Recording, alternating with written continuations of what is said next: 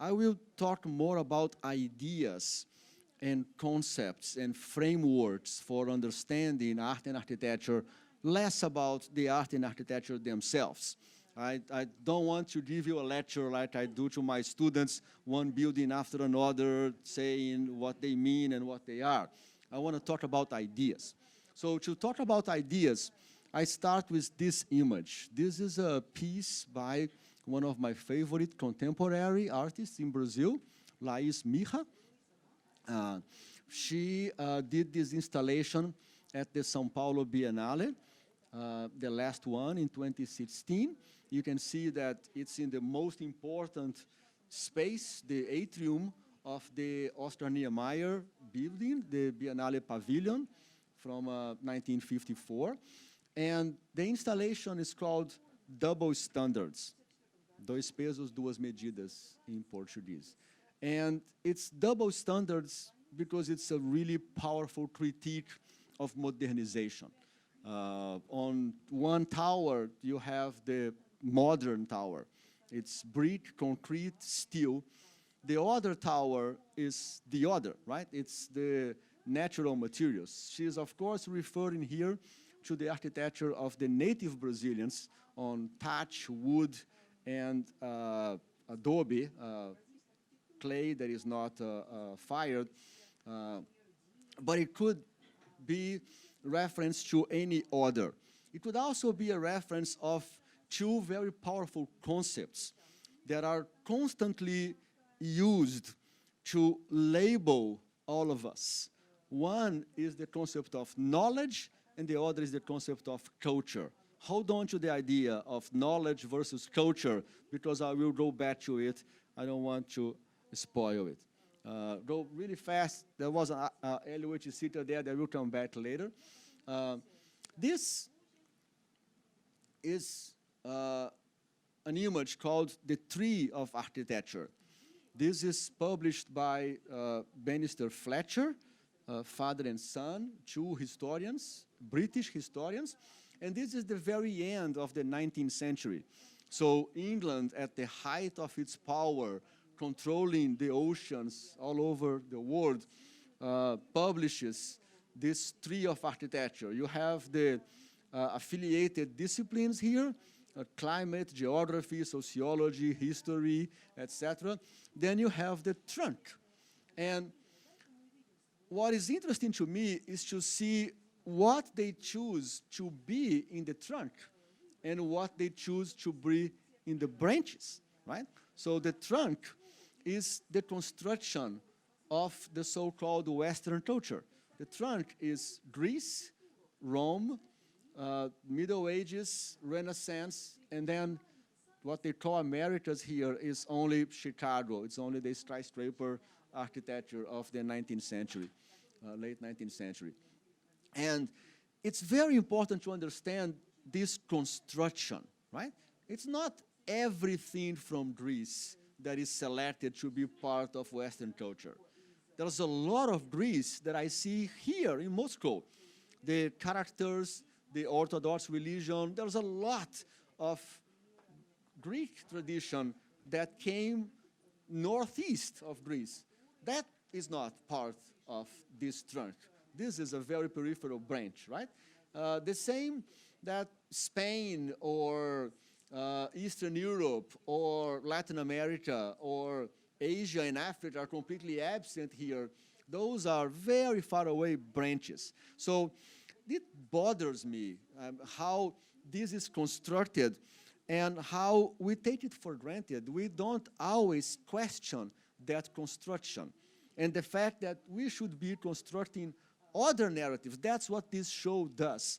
That is so interesting to me, that this show is constructing another narrative. It's putting other relationships on the map, relationships that have not been part of the Western culture as we know it. Now, it gets much worse than that. It gets much, much worse than that. This is a map that I created about 15 years ago. I took 4 major books of modern architecture in English. Kenneth Frampton, Vincent Scully, William Curtis. And then later in 2012, I added Jean-Louis Cohen, another major book that talks about the architecture of the entire 20th century. And then I put a little dot in the map for every building mentioned. And this map is very explicit. I mean, I call it pornographic. It's not explicit, it's pornographic, right? The South doesn't exist. And this is not the equator. This is the Tropic of Cancer. This is 22 degrees north. The South doesn't exist. Western United States and Canada doesn't exist. Mexico doesn't exist. And here, look at this line, right? You know this line very well. This is what happened after World War II. So how do you name this? I mean, when I teach, when I write, I do a very strong critique of Eurocentrism. Now, I am in Europe right now. This is part of Europe, but it's not part of NATO. This is NATO-centrism. This is a term that Russian scholars use to talk about the military alliance that dominates the world military, but also the world finances and the world globalization, trade, etc. And I borrowed that term to apply to architecture. And it's not a coincidence, right? This is the North Atlantic. And the military alliance that controls the planet since the end of World War II, it's called the North Atlantic Treaty Organization. So this is NATO-centrism at its highest. But we don't see it. We don't talk about it that way. Hundreds of thousands of architectural students all over the world, right? All Japanese students, all Korean students, all Indian students, all African students, all Latin American students, Mexico students, they all learn in architecture books that make direct reference to this. As a consequence, all of those architects, all of those students, I mean, the numbers are, we have today about 1.5 million to 2 million architects in the planet, about 2 million students in the planet. Every single one of them, from Mozambique, from Bolivia, from the Philippines, from Indonesia, they all know their local architecture and the architecture of NATO. They know New York, they know Chicago, they know Paris, they know Amsterdam, they know London. And it's a gigantic distortion, especially when you think about the 20th century. 20th century avant-garde, come on. Moscow, Kiev, or Prague, Budapest, they were way more important than London in the first 2 decades of the 20th century, at least in architecture. But that's not how we teach. We teach this way. We teach on this distortion. Mexico City is more important than any other city in North America. And yes, Mexico City is in North America in the first 3 decades of the 20th century. Rio is very important. Buenos Aires is very important. But this is not how we teach. So I welcome the idea of this show. I celebrate the idea of this show because we are building other connections in order to challenge the NATO-centrism of the 20th century. Now, that's the main reason for writing this book. I wrote the book with a friend from Mexico, Luis Carranza. For about 10 years, I met Carranza in 1997, 20 years ago. And for about 10 years, we would meet every year. You know how scholars are. We have conferences and seminars, etc. We end up meeting because in the United States, there's a handful of us who are the leaders of Latin American architecture. And then in Latin America, there's another 50 people who are scholars in the field. And then we meet in Mexico City, we meet in Sao Paulo, we meet in Chicago, we meet in San Francisco, we meet all over the place. And we always had to tell the story from the beginning.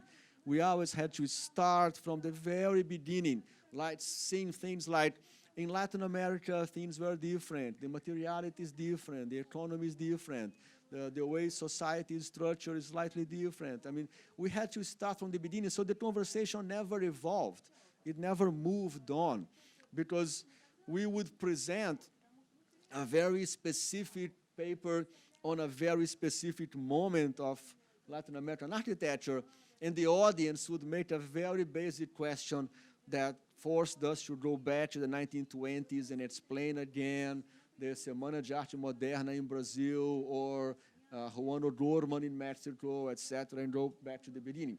So for 10 years, we complained about that, and for 10 years, we expected somebody more senior to write this book. You know, there are people more senior, there are people 10, 20 years ahead of us in the field, and expected them to write the book, but they never did.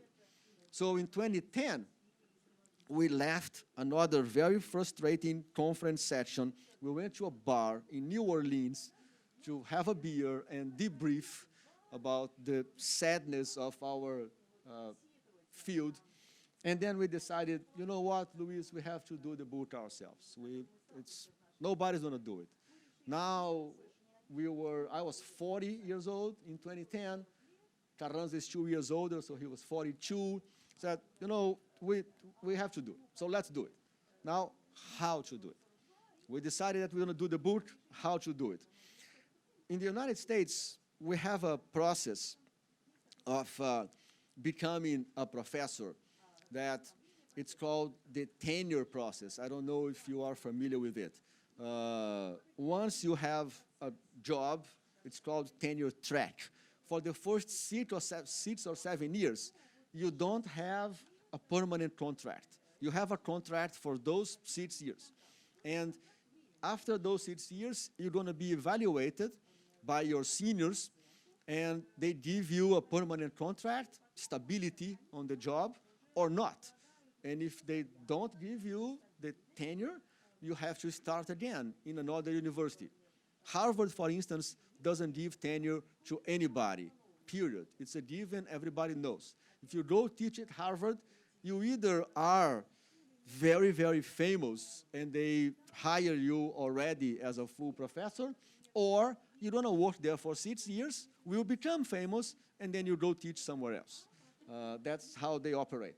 But we both wanted to have this tenure thing, and we needed to publish.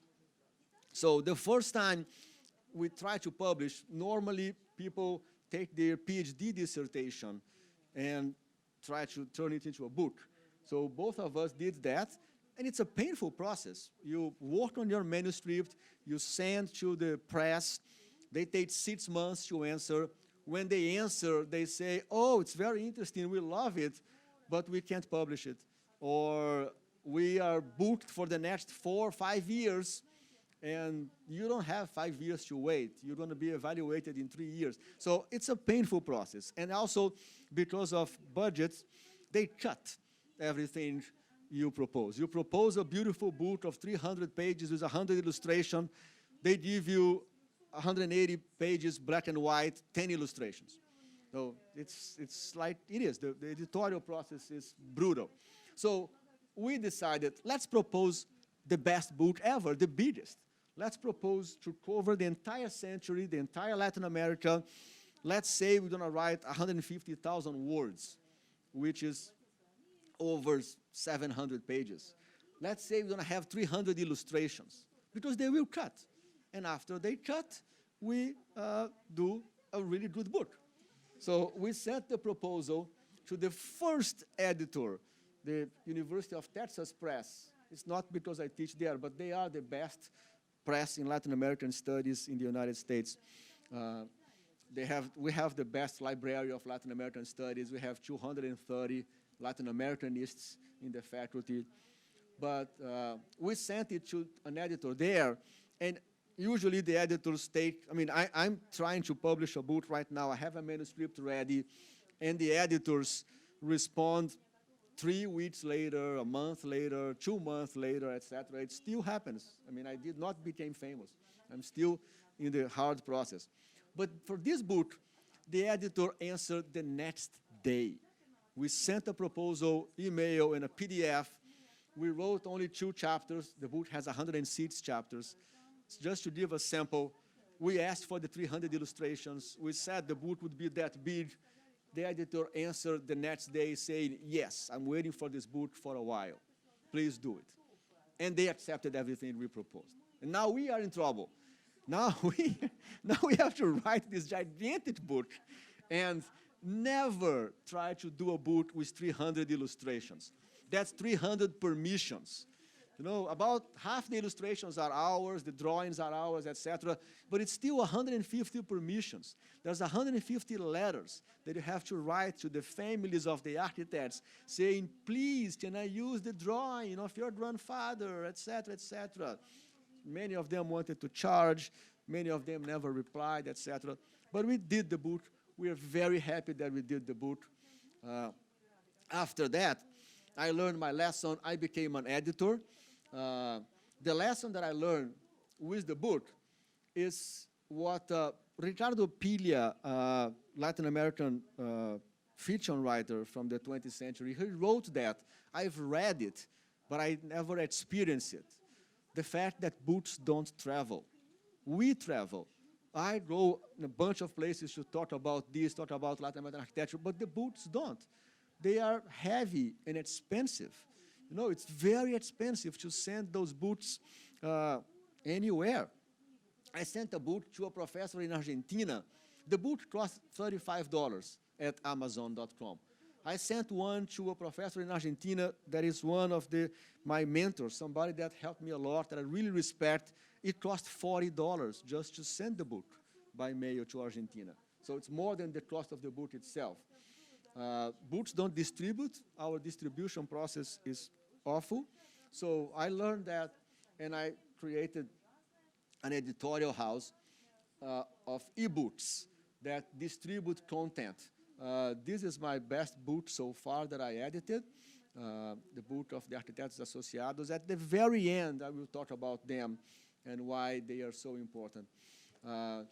But we do ebooks, and we also do print because we love the books on paper, etc. But because books are difficult to distribute, we do a lot of ebooks in order to have this dialogue. And all those books are bilingual. This one is trilingual. This one is Portuguese, Spanish, and English. And all the other ones are Portuguese and English. But together with the book, we wanted the book to be a map of 20th century architecture in Latin America. And we talked about it in the introduction of the book. What is a map? The Argentinian writer Jorge Luis Borges has a beautiful story about maps. He said that there was a society once somewhere that was so enchanted with the idea of maps that they created a map on a one-to-one scale.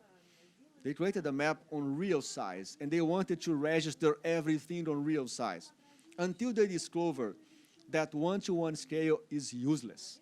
There's no use for a map on real scale. It's a reproduction of reality. You don't use it like that. Maps are supposed to be simplifications. They're supposed to be reductions. You're supposed to edit the information to only the information you need so you can help you navigate and have your own experiences. You don't need every detail there. So the book is understood as a map, was proposed as a map, so that everybody can go and navigate. This is the 28th time that I talk about the book, 28th city. And in every city, there's always somebody, I'm waiting for the one in Moscow, that will ask me, why you didn't include such and such in your book? I mean, because I can't include everybody. I can't include all the buildings. It's impossible. But after the book was done, we did this exhibition that is a long timeline. I love the timeline that you have back there, explaining Eastern Europe and Latin America. I think those things are very important. In our timeline, the buildings are the focus. I mean, you have a little bit of socioeconomic information, and here architecture information to locate the buildings. But what we want to see is the relationships between them. This one is in Brazil, this one is in Argentina. What are their relationships? This one is in Peru. How do they come together? It's this cross-fertilization that we are proposing as a way to understand things. It's the same way as the art show. There are art pieces side by side. The artists themselves, maybe they never knew of each other, maybe they never saw each other work, but the work creates a dialogue, and the dialogue helps us understand what's going on in that zeitgeist. So the exhibition has traveled also extensively, 25 places.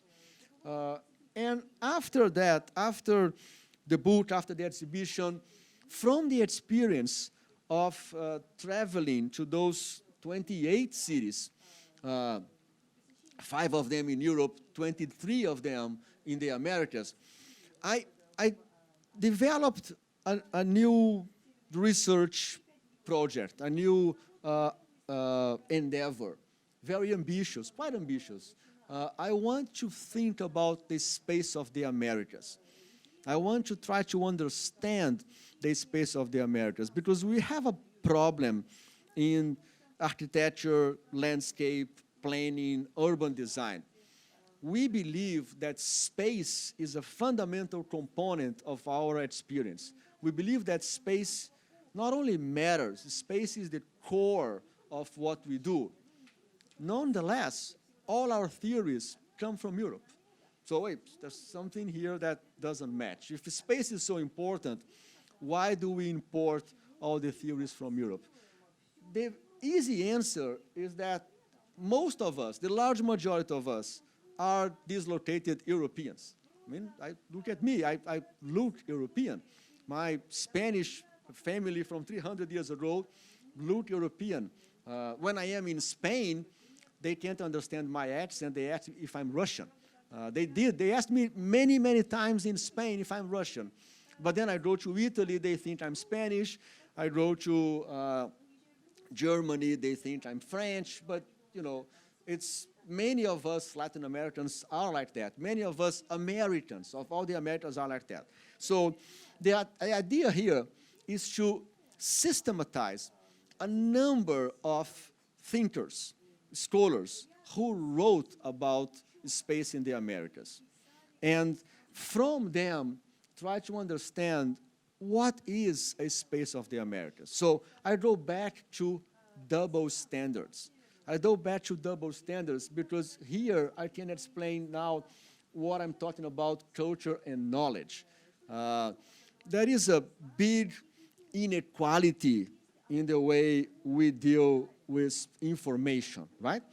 If something comes from Germany or Japan or the United States, it's knowledge, right? It's supposed, I mean, you don't, it's harder for us to doubt it. You know, if the information is coming from Cambridge, the information is coming from the University of Munich, Technical University of Munich, if it's coming from Japan, it's coming from MIT in Boston, we don't doubt it. We accept it as knowledge. But if the information comes from Morocco, or comes from Vietnam, or comes from Peru, then we say, well, it's part of that culture. This way of doing things, this way of understanding the world is part of their culture.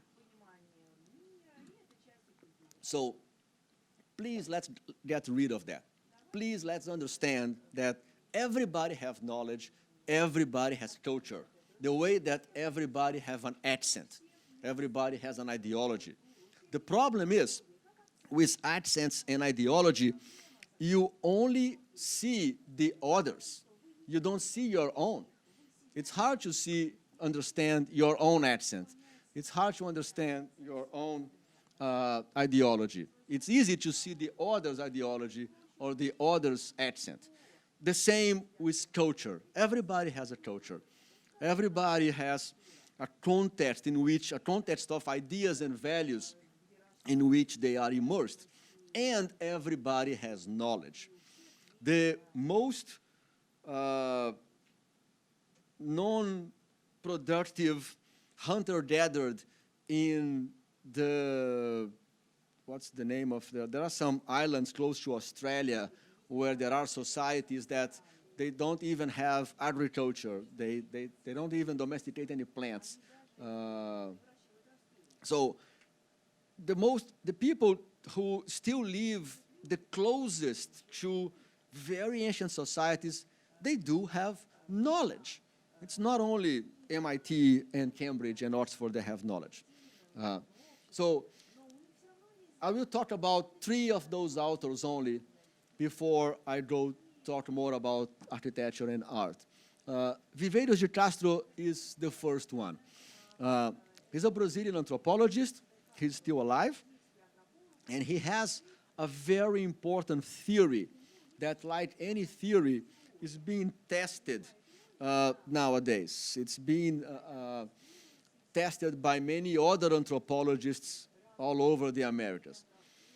The theory of Viveiros de Castro is that because of 15,000 or more years of isolation, the societies of the Americas developed an ontology, developed a system of beliefs and knowledge that have a lot in common. Let's go back to why I'm talking about those 15,000 years or more. The Americas were probably the last part of the planet to be dominated by Homo sapiens, by us. We know for sure that a significant group of Homo sapiens went to the Americas by walking across Siberia here and then crossing the Bering Strait and going down to Alaska and Canada and then populating all of the Americas. That we have a lot of evidence for sure. There are problems with that theory. For instance, what allowed the Bering Strait to be walkable?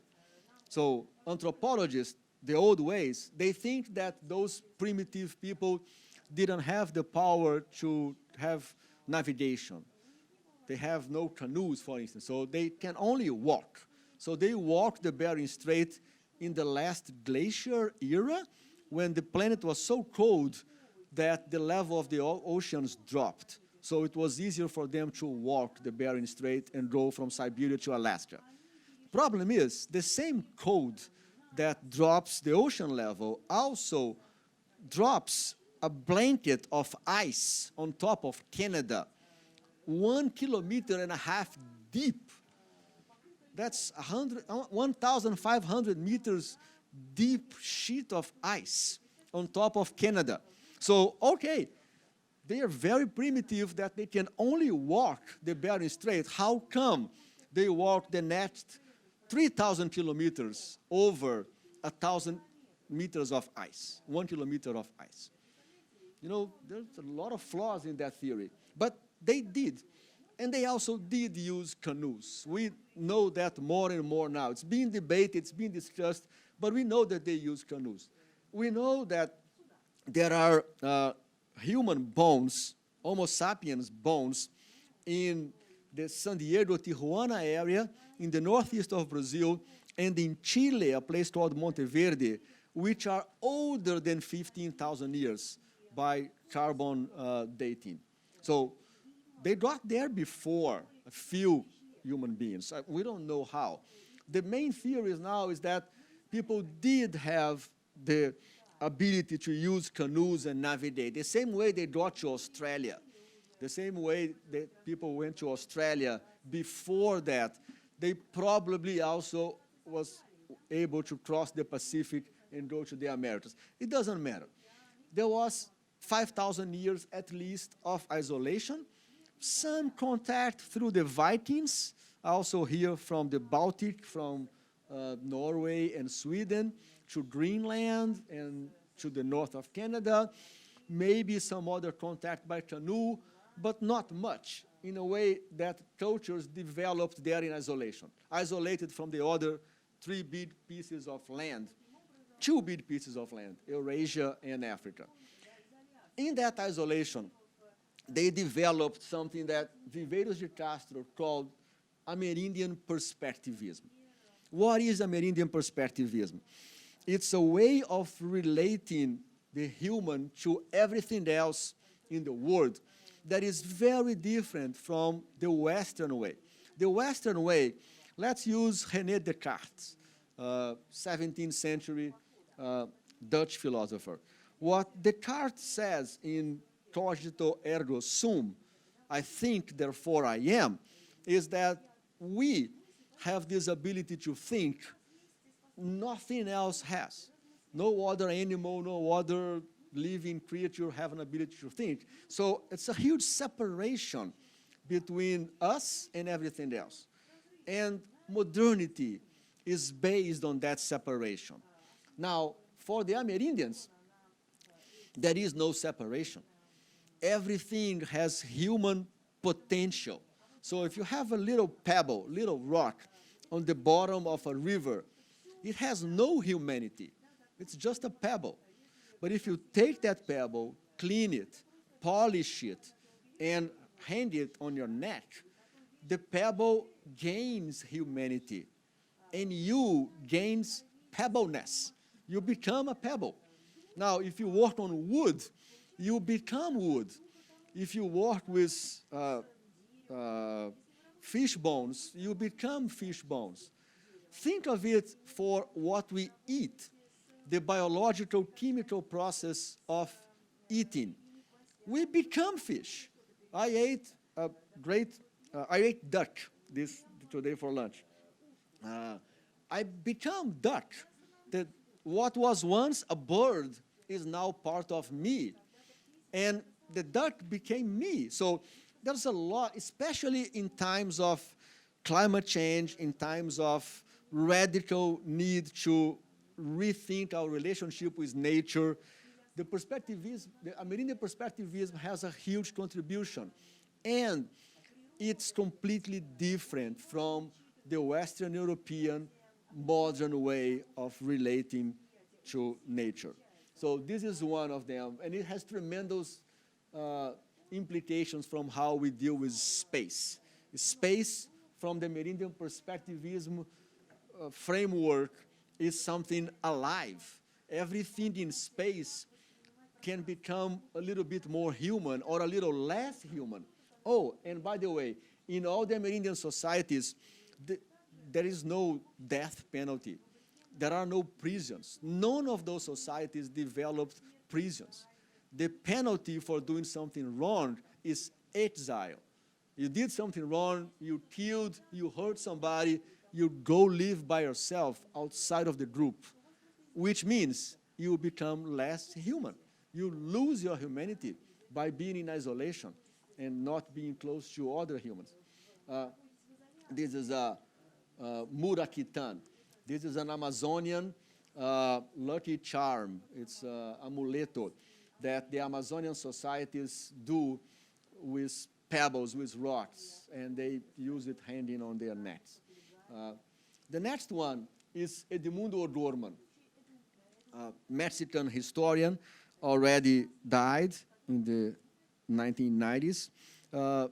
In the social sciences in the United States, we use a lot of Edward Said. I don't know if you guys have heard of Edward Said, the whole idea of Orientalism, how Europe invented the Orient, invented the order in order to define itself. Demundo Dorman wrote basically the same thing 30 years before. But O'Dorman wrote in 1947 in Mexico City.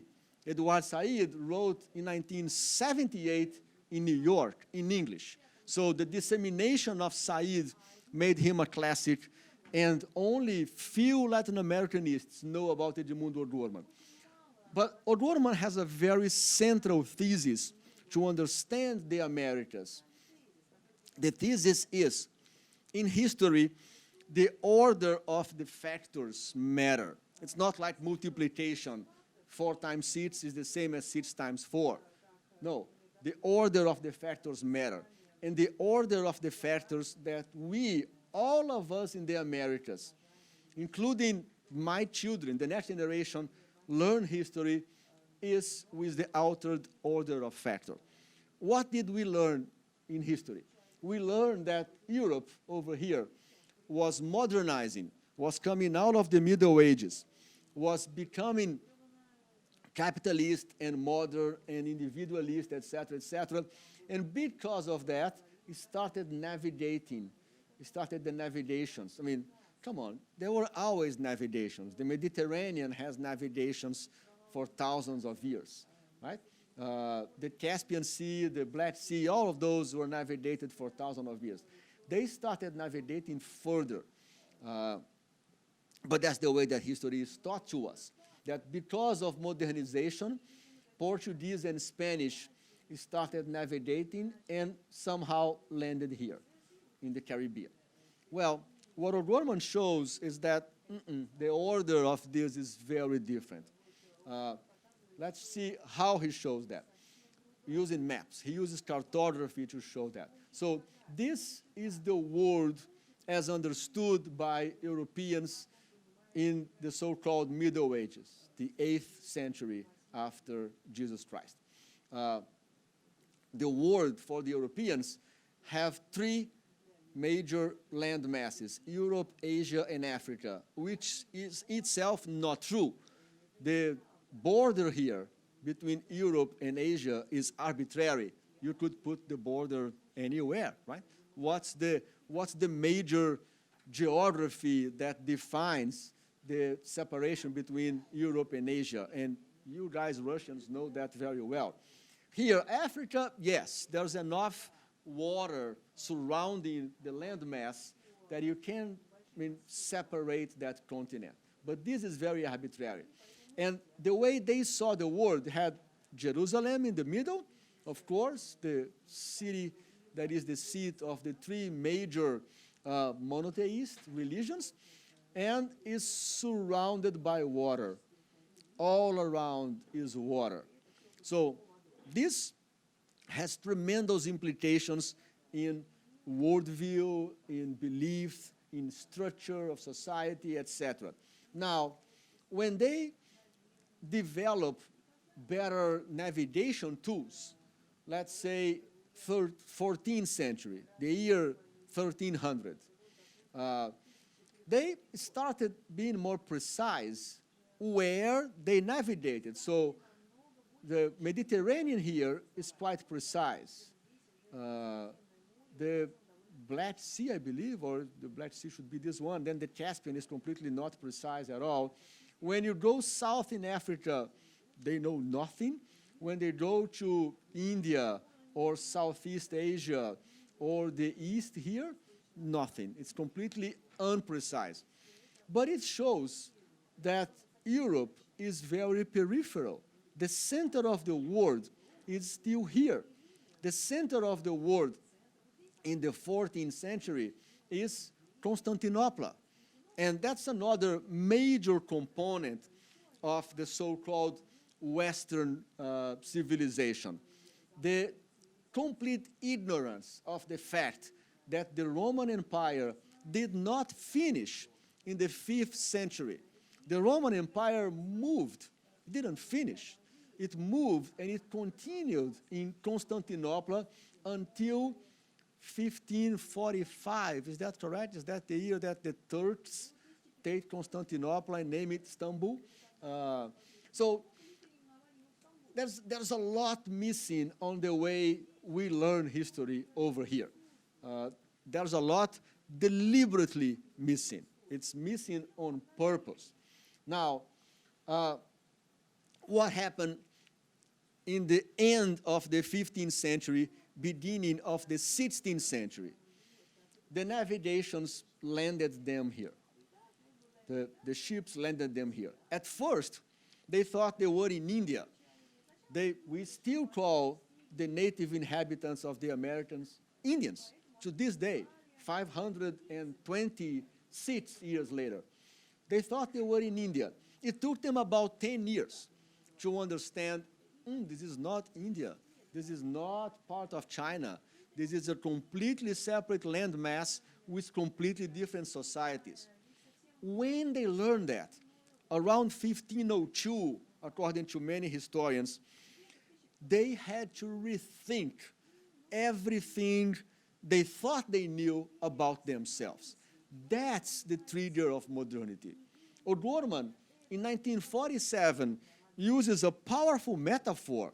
This is way before the Sputnik, the first satellite put on orbit, or way before the landing in the moon. Dorman writes, if we someday find life in another planet, that will happen to us. If we find life tomorrow in another planet, we're going to have to rethink a lot of our most deep beliefs. That's what happened to Western Europe in the early 16th century. And that's the trigger of modernity. Everything that came later is a consequence of that, including, and very important, the Protestant Revolution. The first split of Christianity happened when Constantine moved the Roman Empire to Constantinople and adopted Christianity as the religion of the Roman Empire. The second bleed split happened when Calvino and Lutero did their thesis and split Protestant Europe from Catholic Europe. And that, of course, has tremendous implications for the history of the Americas. But it was triggered by the encounter with the Americas. And again, space has a lot to do with it. How is this space organized is a consequence of those events. How, yes, I wanted to put Alberti here. In architecture, Leon Battista Alberti is a very important paradigm shift. Before Alberti, the idea of architecture was trying to build the best possible looking at the past.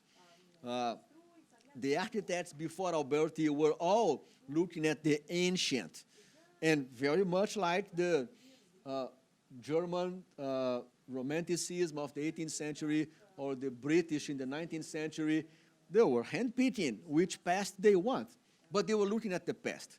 After Alberti, they start looking at the future. It doesn't matter how you built before. It matters how we should build in the future. In the Latin languages, the word for design, and I have no idea what the word for design is in Russia. I would love to learn, so you can tell me later. But in the Latin language, the word for design is progetto, progettare, proiecto, which means the same as projectile. So it's something that you throw, something that you project, something that you throw into the future. Now, Alberti published in 1481, a few years before Columbus arrived in the Caribbean. But he didn't become hegemonic until the Spanish had to deal with that gigantic territory. The Spanish suddenly had this humongous territory from California to Chile. And the Portuguese also, the relationship between the size of Portugal and the size of Brazil is even bigger than the relationship between the size of Spain and the size of the Spanish territory. When they had to do that, they took Alberti. They took Alberti's idea of geometry, they took Alberti's idea of projecting towards the future, and most important, they took Alberti's idea that if you build something, you're gonna form a society that way. So if you build a constructivist building, you're gonna have a constructivist society. If you build a fascist building, you're gonna have a fascist society. If you build a city for control and exclusion of the Native Americans, you're gonna have a society of control and exclusion, of violence and exclusion. So that comes from Alberti and is another major consequence of that paradigm shift of the early 16th century. Now, after Alberti, we have the third scholar that I will mention today, and then I promise to stop bothering you with those concepts and ideas and go back talking about beautiful things. Arturo Escobar is from Colombia, You notice that on purpose here I have one Mexican, one Brazilian, one Colombian. Arturo Escobar is from Colombia. He's still alive. His major publication is Encountering Development from 1995. And what Escobar articulates in that book is that there is no modernization without colonization. And what is colonization? Is the idea that the values and ways of being, the ways of operating of one group are worth more than the values and ways of operating of another group. Therefore, the group of colonizers have the right to impose their modes on another group. In the Americas, this is very important because after the encounter, after the Europeans arrived in the Caribbean in the late 15th century, very early 16th century, we had something that is still not discussed. It barely have a name. I will say the name, and I doubt that most people have heard about it. Have you heard about the Amerindian Holocaust? Has anybody encountered this expression? We know about other Holocausts of our history. The most famous of one, the Jewish Holocaust of World War II, of Nazi Germany. But the Amerindian Holocaust is much worse, much worse. Population of the Americas is estimated in 25 million people, at least in the year 1500, right after the Europeans arrived. And this estimation keeps growing because we keep finding bigger and bigger cities in the Amazon, in the south of Mexico, in the Mississippi Valley, in Patagonia, Argentina. We keep finding bigger and bigger cities. So the number keeps growing. There's been 10 years since I've been studying this, and the number is growing. But let's say 25 million, which is a very conservative estimate of population for the Americas in the year 1500. 100 years later, the population was 3 million. 3, from 25 to 3. 90% of population decline. Our species, Homo sapiens, have never experienced that in its history. Never. A population decline of a whole continent of 90% is unheard of. And why? Why did they die? Well, a lot from gunpowder and shots, but the large majority of it from viruses and bacteria, from smallpox, chickenpox, flu, the yellow fever that didn't exist in the Americas, many of those bacteria. Now, the big question is, why the Amerindians died from bacteria that came from Europe, and the Europeans didn't die from bacteria that came from the Americas? Why you don't have similar numbers in Sevilla, in Lisbon, in Genova, in Venice, right? The answer is very spatial and architectural because of density.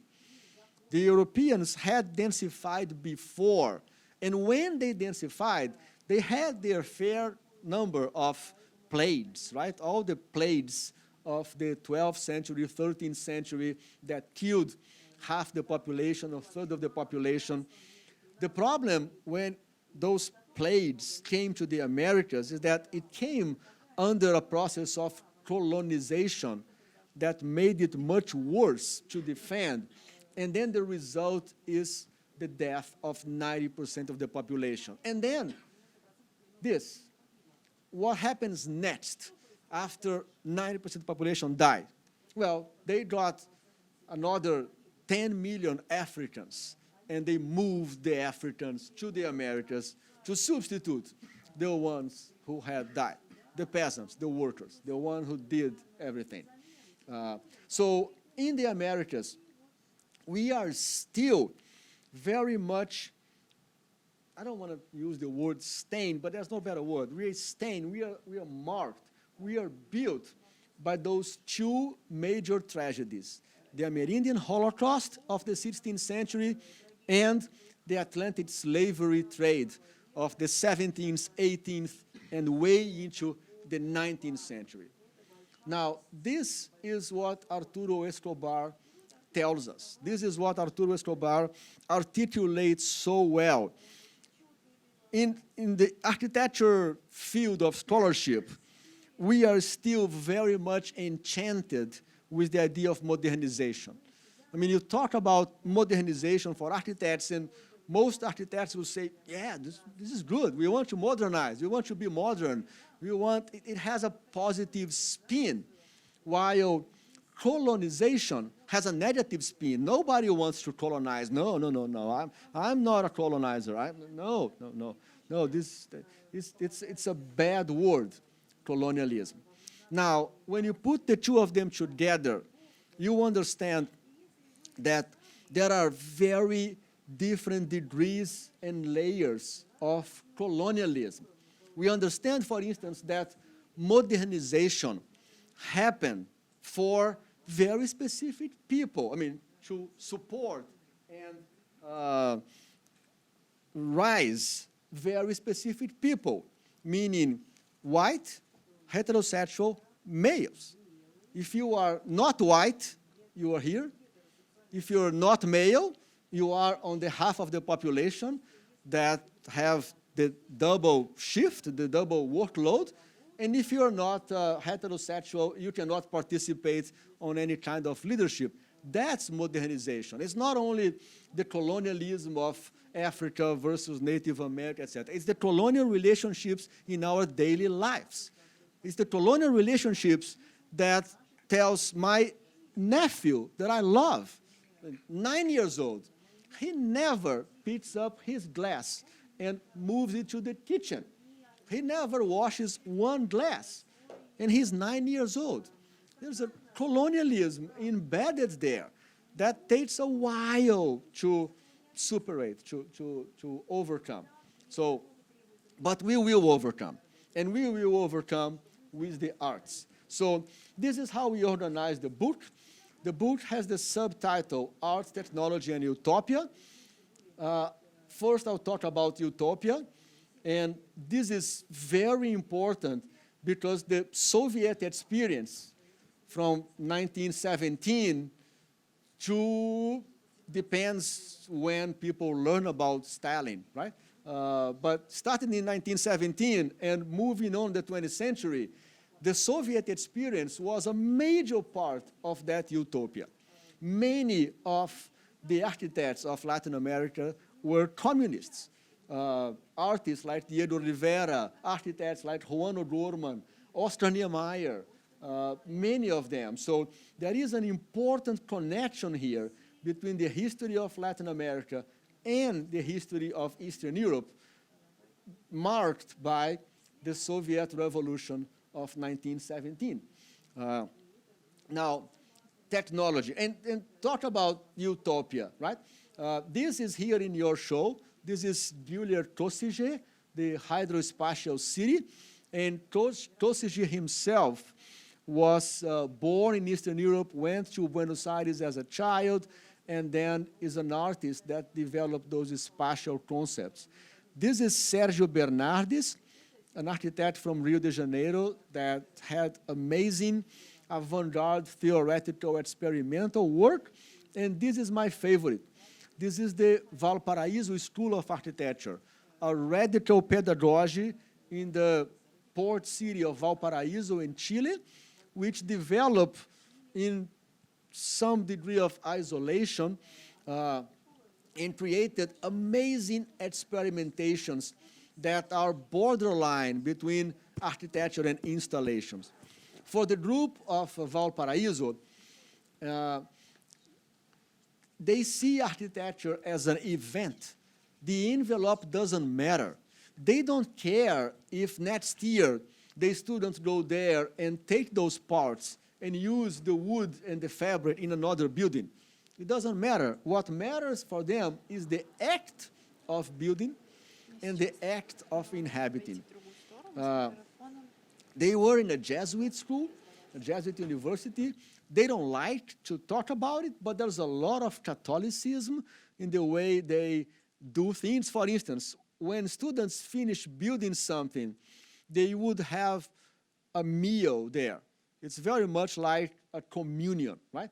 They would have a table and they would bring food and they would share the food. They would celebrate the act of inhabiting this space, and then they would go. Next year, other students would come and would build something else on next to it and would, as I said, take components of it. Look at this work by this Polish architect.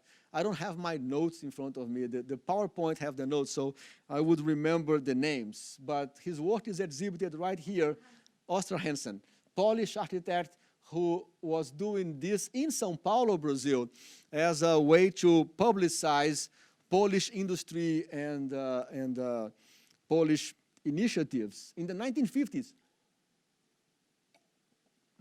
So they're doing very similar things in around the same time. Talk about technology, right? The idea of reinforced concrete. The Americas are pretty much split technology-wise between North America, who follows the construction technology of Northern Europe, which is the frame technique. The components of a building are framed and filled with panels like. It's the traditional wood frame construction. And the southern part of the Americas, that we mostly call Latin America, which have a Mediterranean construction technique of masonry, bricks and mortar and stone. So when the 20th century comes, the northern part of the Americas, which you notice that my map have the south pointing up, right? This is because of Joaquim Torres Garcia drawing of 1943, America Invertida. And we draw it that way to force you to rethink those relationships. So in the north part of the Americas here, the technology is steel. So that's why Mies van der Rohe, for instance, flourished there. Mies would have much more difficulty building in Brazil or in Mexico. Hannes Meyer went to Mexico and was not able to build anything after about 10 years in Mexico. Now, Le Corbusier, with his Mediterranean inspiration, did flourish all over the southern part of the Americas. So the technology has a lot to do with that. And then had other things like the hanging floors, which is a Latin American invention. It was first drawn by, what's his name, Argentinian architect, Amancio Williams. Amancio Williams here in the early 40s drew a skyscraper in which you have one column and then a big structure on the top and the floors are hanging. Why do hanging floors? Because steel cables can hold an entire floor and they are that big. So cables of 3 centimeters diameter, 4 centimeters, can hold entire floors. If you do that with concrete from below, you need a column that is 40 by 40. So 40 by 40, 50 by 50 occupies a lot of space and doesn't allow you to have the full flexibility on that space. So the idea of a hanging building was built in Mexico. The Celonesi building was built in Buenos Aires. The Banco de Londres was built in São Paulo, the MASP Museum. All of them have hanging floors. And all of them are following Amancio Williams' idea. So it's this technology development that is cross-fertilized between Brazil, Argentina, Mexico, Colombia that we want to talk about. And here's Amancio Williams' own house. This is not hanging. This is a concrete arch supporting the house. This is Kubitschek's house, designed by Oscar Niemeyer. And this is Barragan, Luis Barragan's own house. And then about the art. And I will finish my presentation talking about the art of this period. Architects usually work very close to artists. They usually collaborate a lot. There were moments in the history of the 20th century where art was leading the way. For instance, the avant-garde architecture of Mexico in the 1920s is very much led by the muralist movement, by the paintings of Diego Rivera, Clemente, now I'm losing their names, Orozco and Clemente Orozco, and the third one, sorry, hard drive is full, so there's no space for more things. In other times, like in Brazil in the 1940s, it's the architects who are leading. It's Niemeyer and Lúcio Costa and Afonso Reide who are bringing Cândido Portinari, Sestiati, Atos Bulcão, other artists into their buildings. But we try to map here how the artistic components, this is the Valparaíso School, this is some of the contemporary work in the 21st century. In our timeline, we map how the artistic ideas evolve. And let's talk a little bit about this art and about the relationships between Eastern Europe and Latin America. This is a house in Montevideo, Uruguay, by Julio Villamarró. It's very much an Adolf Loos kind of plan. Very influenced by Adolf Loos. You have the Vienna-Montevideo connection here. Villamarró studied in Spain before the Spanish Civil War in the 1920s, in the early 1920s. So he probably got in contact with Adolf Loos' ideas in Spain, in Barcelona, in the early 1920s. This is the studios of Rivera and Frida Kahlo in Mexico City by Juan O'Dorman. Another architect that was a communist his entire life and was looking to the Soviet constructivism and rationalism his entire life, especially in the part of his life that he was building.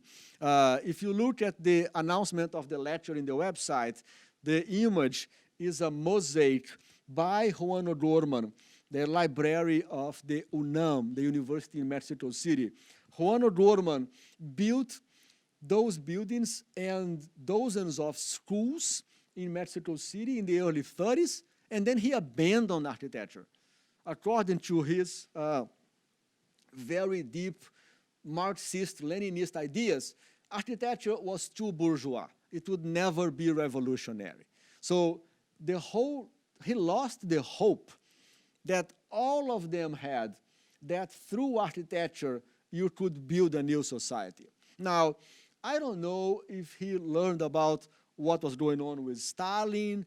I don't know if he became disenchanted, but the fact is Juan O'Dorman in the late 1930s abandons architecture, says architecture is a bourgeois endeavor.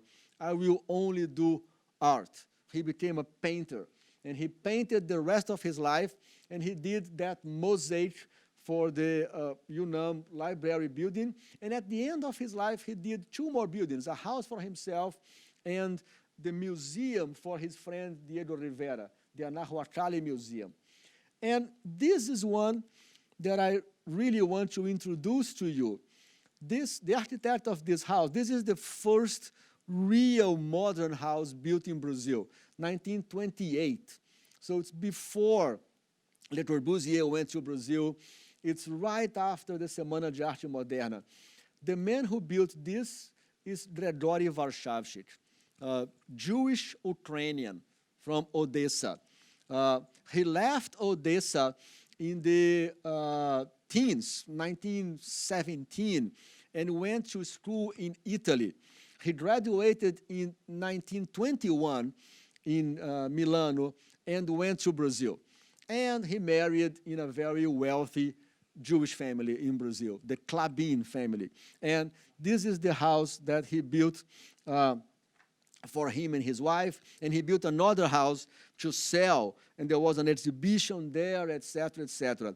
This is part of this diaspora connection.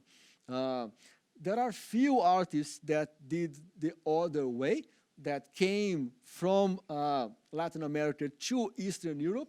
I mean, most of them went to Paris or to New York, but there are many, many, many who came from Eastern Europe to Latin America in the first half of the 20th century.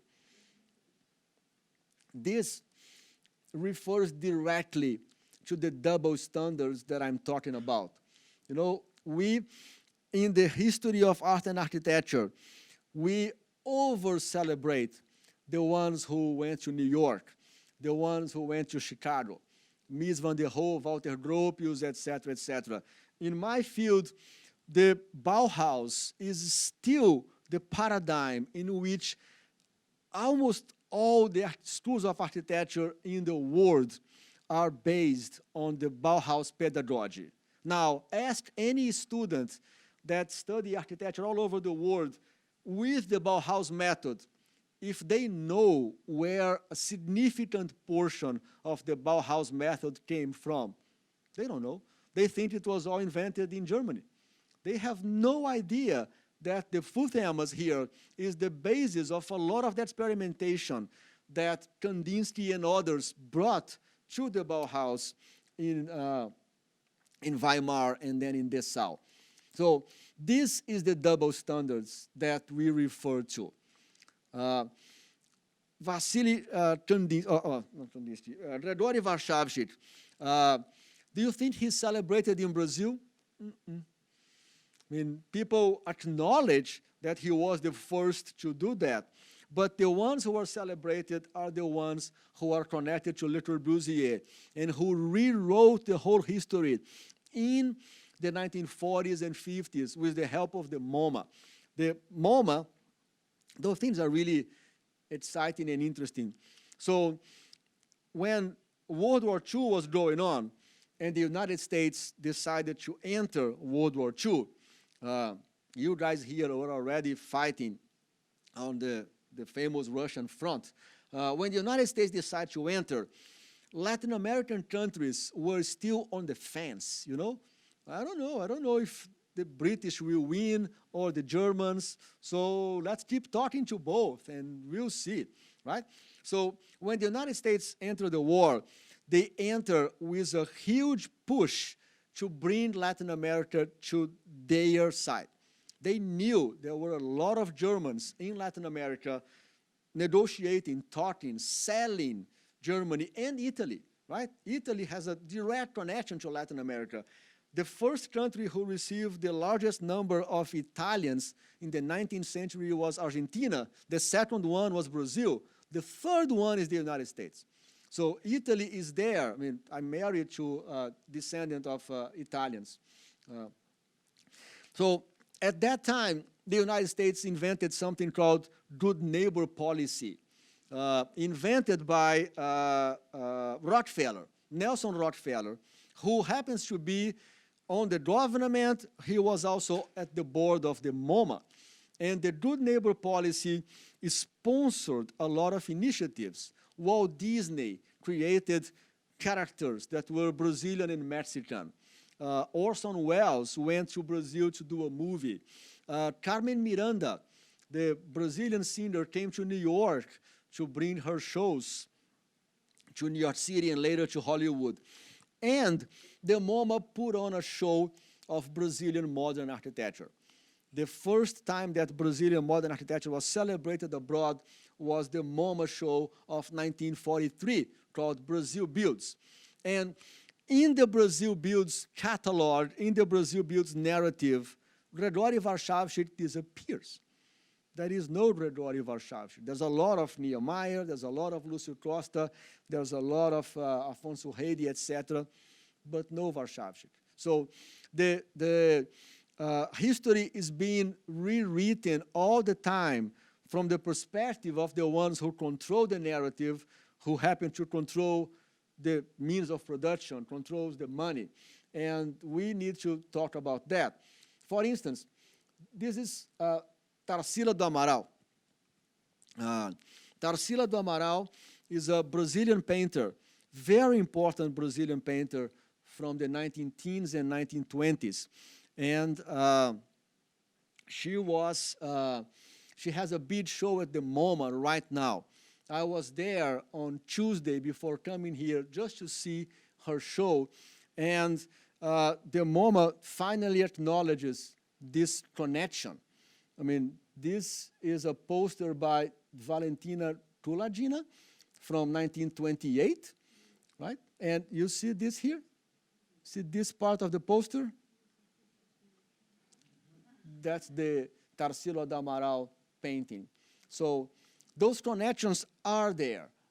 Those relationships are there. They were paying attention. Tarsila do Amaral was looking at what female painters, female artists were doing at the Soviet Union in the 1920s and relating to it and engaging it. There's more. There is this, which for me is a very important artist with a very important installation. Hélio Sica, you see some of his prints here on the show. Hélio Sica, in 1966, did a show in London called A Pureza é Mito. Purity is a myth. What is purity? In art history, in architectural history, there's a lot of this still. What is pure? What is pure Renaissance, pure Baroque, pure modern? Why is the Bauhaus pure modern and not Melikov? Why is Mies van der Rohe pure 20th century and not Gregório Warszawski or Sérgio Bernardes in Brazil or Amancio Williams in Argentina or Mario Pani in Mexico? Who defines what is pure? It's that construction of the canon, that construction of the narrative that says this is pure Greek, pure Roman, pure Renaissance, pure modern. Everything else is impure. Everything else is not pure. Oh, guess what? For biology purposes, for evolutionary purposes, I would rather be impure. I don't want to have the same genes from all my ancestors. It's a death sentence if you are pure, if you have the same genes. I want impurity. I want to be part Moorish from North Africa, part Spanish, and part Native American. It's my DNA. I don't know if you guys have already tested your DNA. Nowadays, it's very easy. You buy a kit, you spit on it, you send. They give you your genealogic movement. I am 40% North African, Moor, right? When they invaded Spain and stayed there for 900 years, that's part of me. The other 40% of my DNA is Spanish. So Goths, Visigoths, plus Romans who were in the Spanish Peninsula also for thousands of years, and 20% native Brazilian, 20% Native American. You guys should do it. It's really interesting. It destroys the idea of purity in a very interesting way. And some of what they were doing. This is Lygia Clark. You have an object here. One of her bichos, one of her animals, is here on the show. And this is Hélio Sica. Down at the entrance, you have Soto, Jesus Soto Penetrable. And him and Sica were doing penetrables and wearables at the same time. So Sica is doing those pieces here to be worn by people. Now, when you talk about colonization and modernization, there's a story that I have to tell you. In the late 60s, Hélio Sica did a show at the Museum of Modern Art in Rio. A beautiful building by Afonso Reide, all exposed concrete, amazing building. For the opening of the show, he invited hundreds of people from Morro da Mangueira, the people from the favelas that were working with him on experimenting this, because he didn't want those things hanging on the museum. He wanted those things with people dancing, and then he would record and make movies, etc. He wanted the performance of it. So he invited, the artist himself, invited hundreds of people from Morro da Mangueira, a favela in Rio, where he was working, to attend the opening of his show. The museum closed the doors and left them out. The museum did not allow them to enter. So talk about colonization. If you have brown skin and you look poor, you shall not enter a museum, not even invited by the artist on his opening night.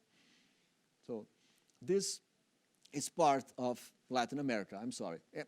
Actually part of the Americas. Same thing in the United States. Exactly the same thing.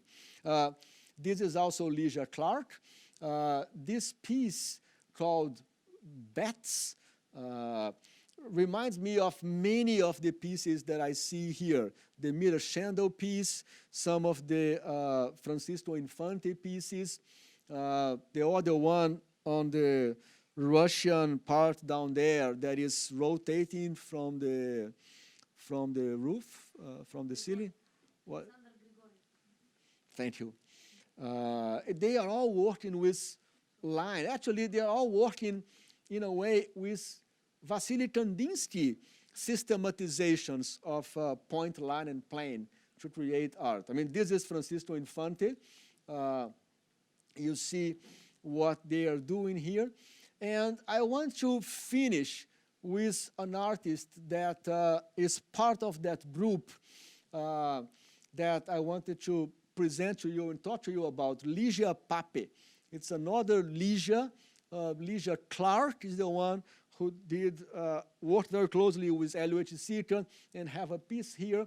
Lygia Pape is a little bit younger, but she was doing very similar things. This is Teteia. It's a play of words with the idea of the spider net, teia. And Teteia in Portuguese is something very sweet, very cute. So she's playing with that. And this piece is nowadays at Inhotim. And I will talk a little bit about Inhotim. This is another piece by Lygia Pape. This is a beautiful, beautiful installation piece.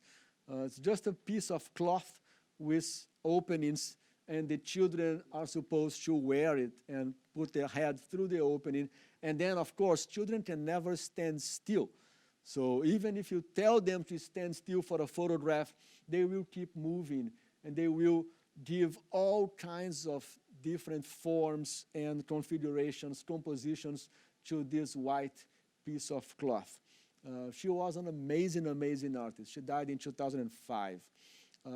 And then I want to take you to Inhotim and finish here. I think I'm good on time to finish. Inhotim is a major park in Brazil, very close to my hometown of Belo Horizonte, where I live about half the year. And a billionaire created those pavilions in the middle of a beautiful park with lush gardens. And some pavilions are for many artists, like the Galeria da Mata. Some are dedicated, like this is only for Cildo Meirelles, this is only for Tunga. And here is the Cláudia Andujar Pavilion, and here is the Miguel Rio Branco Pavilion. And I think that somehow the synthesis of the Americas is right here in the dialogue between the two. The synthesis of all of this that I'm talking about, the Amerindian Holocaust, the modernization / colonization, the idea of the Americas as something that triggered modernity, all of those happen here between the two pavilions. And the architecture of those two pavilions is by this young group, Arquitetos Associados. And I'm not going to show you the architecture. I'm just going to show you the art of the two artists. This is Miguel Rio Branco, born in Spain, but went to Brazil as a child. He photographs Afro-Brazilian populations, especially in Bahia, the most Afro of all the cities in Brazil, Salvador de Bahia. And he, by photographing poverty, by photographing exclusion, he gives visibility to this major issue in Brazil. And this is Cláudia Andujar, born in Switzerland, also immigrated first to the United States during World War II, and then she took a job as a photographer in Brazil to photograph the Amazon for Lifetime, that publication magazine, etc., and she never left.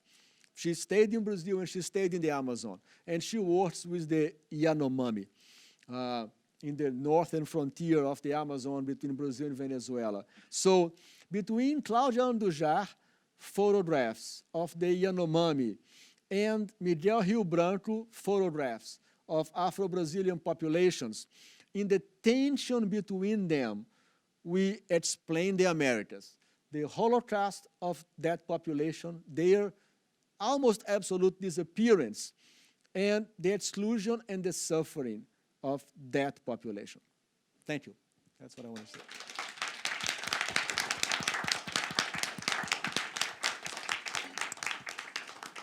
Если у кого-то есть вопросы, я готова передать микрофон. If you have any questions, I'll give you a microphone.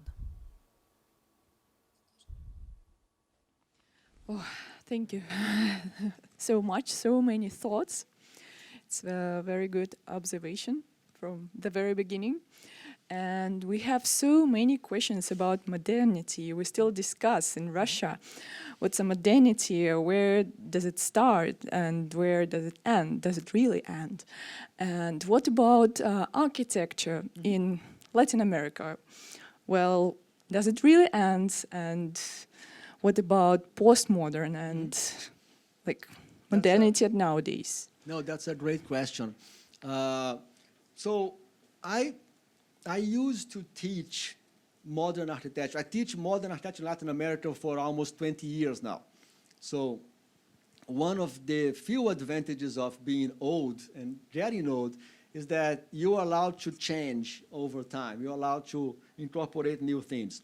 So when I started teaching 20 years ago, I would use Habermas, Jürgen Habermas, specifically to address this question. Are we still living in modernity?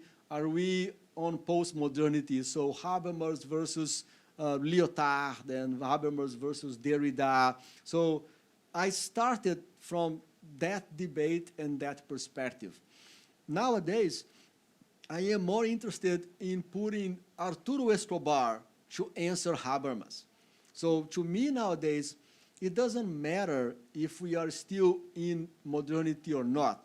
Now, this is my perspective. The large majority of my colleagues are still discussing if we are modern or postmodern or not. But on my perspective, it's more important to me to talk about the dark side of modernity, which we tend to avoid. So the dark side of modernity in Germany, the dark side of modernity in the Soviet Union, the dark side of modernity in the periphery of capitalism, in the periphery of the United States.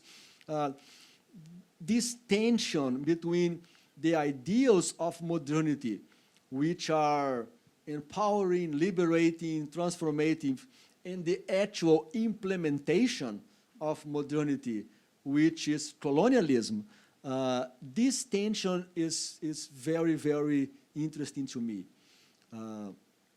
Because I think none of us escape from that anymore. There was a moment at the end of the 20th century, after the fall of the Berlin Wall, that the NATO-centric countries, the United States and Western Europe, thought that they had overcome those dark issues of modernization and that they would lead alone. Forget it. You know, they have to deal with Brexit. They have to deal with racial tensions in the United States. They have to deal with the fact that people can buy guns and go to schools and kill their colleagues, their teenagers. this is all significant parts of the dark side of modernity. And they have to deal with the fact that there is no space for white heterosexual men to rule alone. They have to share with other groups that are not men, not white, not hetero. So this, to me, is how I'm trying to look at architecture. For instance, ask questions like, what about the people who build this? We have those amazing buildings in Brazil, amazing. They are works of art in composition, in organization, in space. But what about the hundreds of people who put concrete on their backs and go up the ladder to create that concrete? This is what I like in artists like Laís Mirra or others that are doing this critique. I think art can do this critique better than architecture can. Architecture as a profession, it's very much bound by the fact that it's very expensive. It takes millions to build anything. So if you are an architect and you want to build, you have to be cozy to money and power. There's no other way. Unless you are doing experimentations like, there's also people doing that. There's Alberti in Ecuador. There are some collectives in Brazil. There's Rural Studio in Alabama, United States. There is Juan Garduño in Querétaro, Taller Activo. Those are architects who are building with very, very little economic means. But the profession at large is still working after the next dictator or the next billionaire in order to get the next commission. And that doesn't create good scholarship. That doesn't create a good thought. It creates beautiful buildings, but not thought. Thank you so much. I have one more question. Did you visit the exhibition? Yes. Another one about Lifshitz, about Yes. radical critique. I did, yes. So I think it's I very did. related with your Why speech. am I a modernist? Why am I not a modernist? Yes, I did visit the exhibition.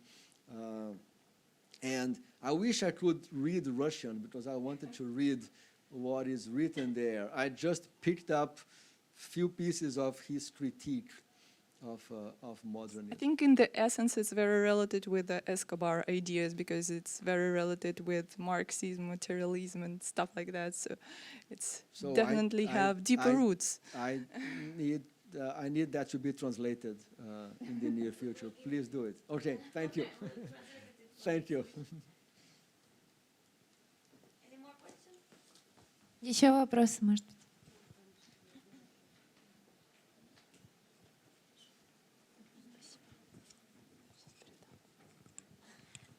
Thank you a lot for your lecture. I wanted to ask you about the cultus nubes in Venezuela.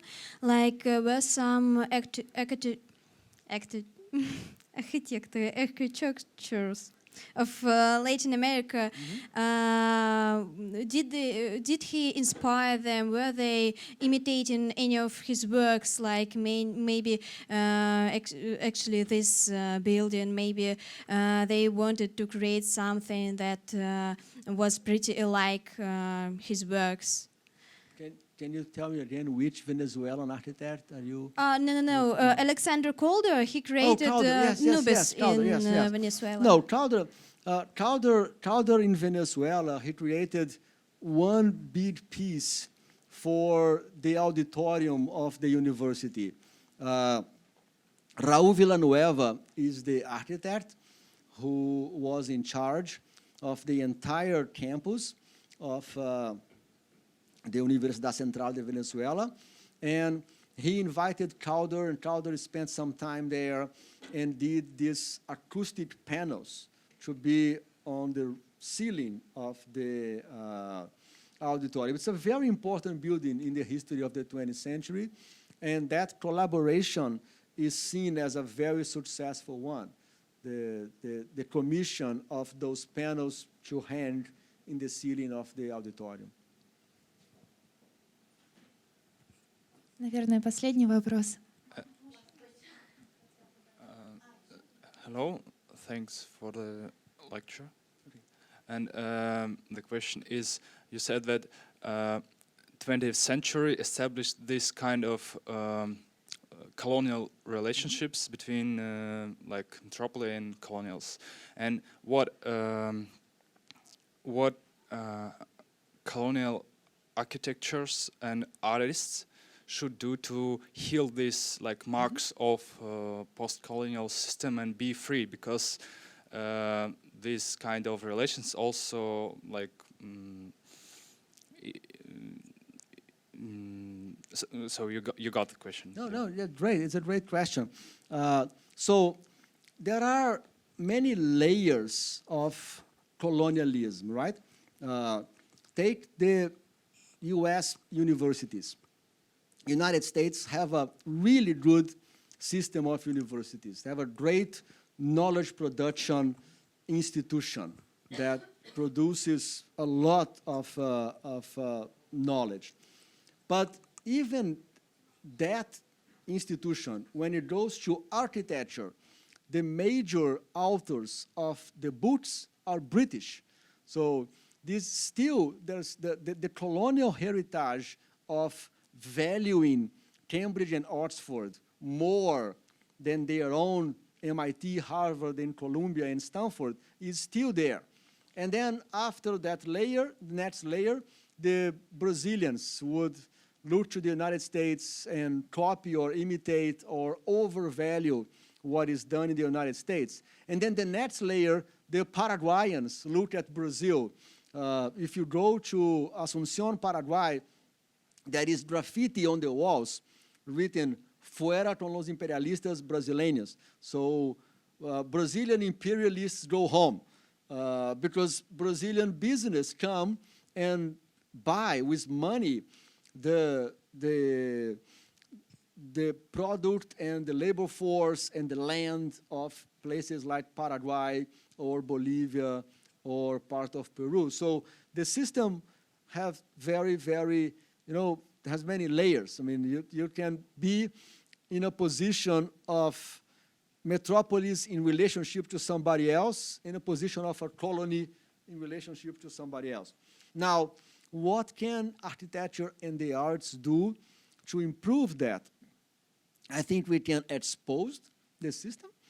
I think the scholarship, the arts do that very well. And in architecture, it's the job of us, the ones who write the books about architecture, to expose and show how the system operates and how unequal it is.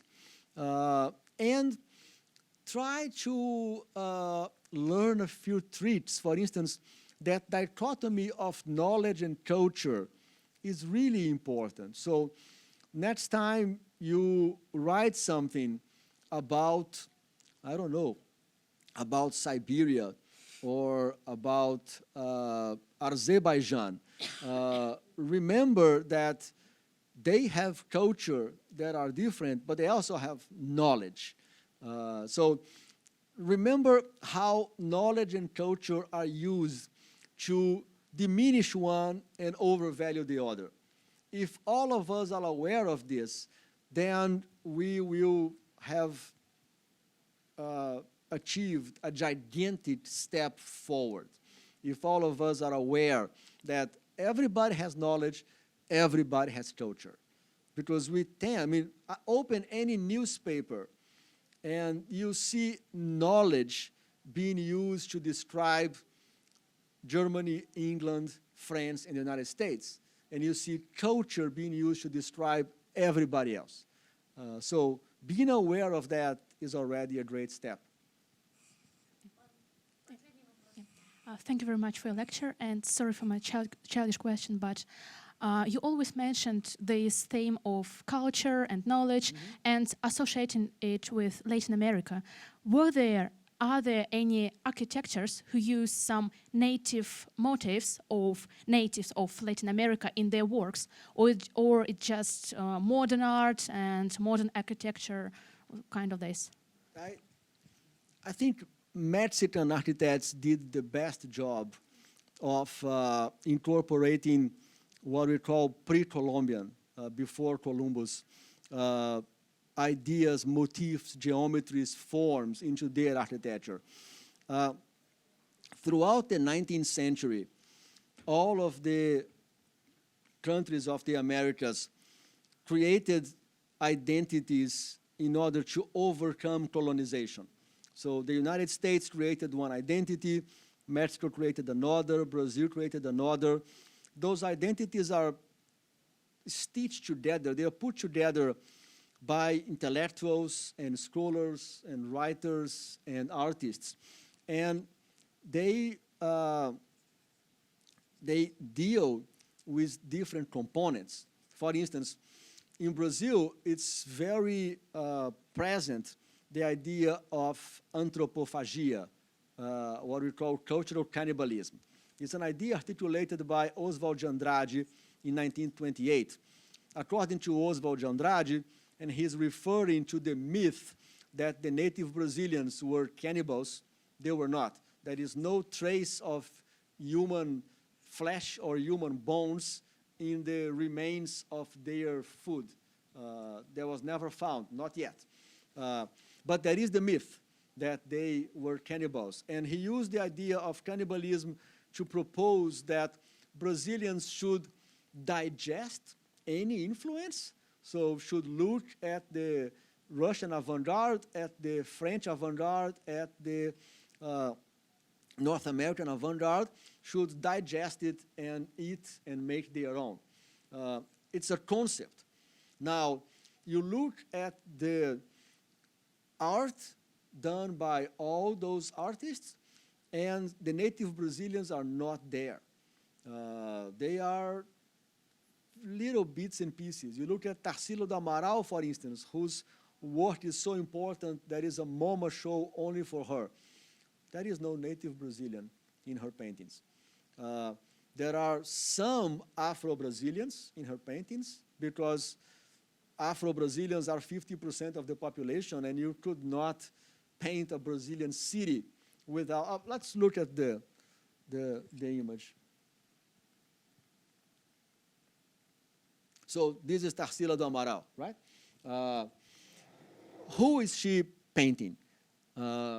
She's painting European immigrants, and there is two. There are two Afro-Brazilian people here in this image. All the others are European immigrants. That's not an accurate representation of the Brazilian population. Brazil is 50% black, 50% Afro, with tremendous degrees of miscegenation, right? But it's 50% black and 50% white, Southern European, right? Spanish, Portuguese, Italian, a little bit of Germany, a little bit of Japan.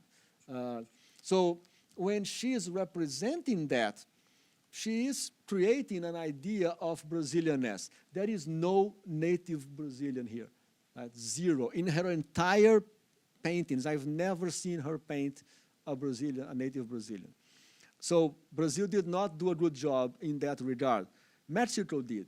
In Mexico, there was resistance. The elite, the Nahuatl elite, did not surrender to the Spanish the way that the history books describe. I mean, the way the history book describe is that the Spanish arrived there, 300 people, and they conquered a huge country of 10 million. No, there was a lot of resistance. There was a lot of battles for a century, right? But the result of those century of battles and the result of the presence of buildings, because the Spanish burned everything they could burn. Every book, every codice, every piece of clothing, every representation of Aztec gods, they burned everything. What survived were the buildings. And the buildings and the oral history was enough for the Mexicans of the 19th century to say, this is part of who we are. So in Mexico, you have a good presence of, it's interesting to think about the names of those countries. So Mexico is the name of the ruling elite before Columbus, the Mexica people, the Aztecs. They were Mexica, it's their ethnicity. There are many others. There are Maya in the south, there are other ethnicities in the north, etc. Colombia has the name of the Genovese guy, Columbus. Bolivia have the name of the independence hero, Simón Bolívar. Argentina have the name of silver that was found in Potosí, but was transported down the river, Rio de la Plata, to go to Spain. The United States doesn't have a name of a place. It's the name of an organization. It's the name of an institutional organization. And Brazil has the name of the wood that was cut. That was the first economic activity that the Portuguese did, that was to cut Brazil wood that had a red pigment and bring to Europe to make red fabric. So it has the name of deforestation. So the names tell a lot. But some countries did a much better job. In the last 20 years, countries like Ecuador and Bolivia has also done a great job of acknowledging their pre-Columbian heritage and bringing that to the forefront. If you look at Evo Morales, the president of Bolivia, he never dresses in European clothes. He always dresses on a traditional suit of the Andes. Ecuador also is doing a great job of acknowledging things like legal rights of rivers. So Ecuador, the water is so important, the rivers are important, so there is a statute in Ecuador that gives legal rights to rivers. So rivers have the right to petition the judge, say, hey, you are dumping dirty things on me. So it's there, it's slowly evolving. Thank you again. Thank you.